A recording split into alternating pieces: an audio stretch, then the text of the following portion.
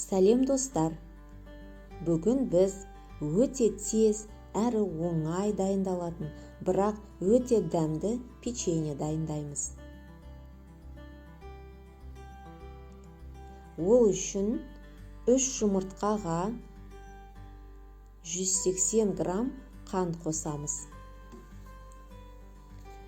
80 грамм сүт, 150 грамм сұйық май қосамыз.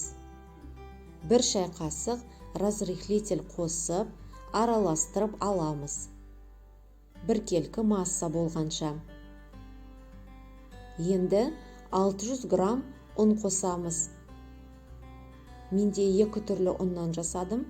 Біреуі цельнозерновой, жартысы ақ ұннан. Толықтай ақ ұннан жасасаңыздар да болады. Енді қамыр илейміз.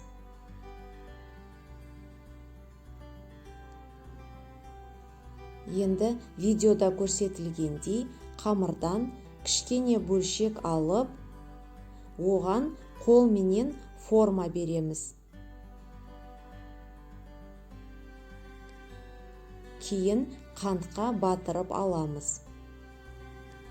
Осылай барлығын жасап аламыз.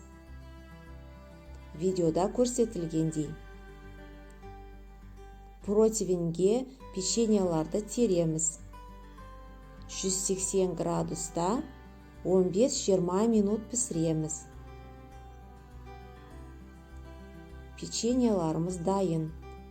Өте дәмді, шайменен үйлесімді кетеді. Міндетті түрде дайындап көріңіздер. Отбасыларыңызға, балаларыңызға ұнайды. Назарларыңызға рахмет.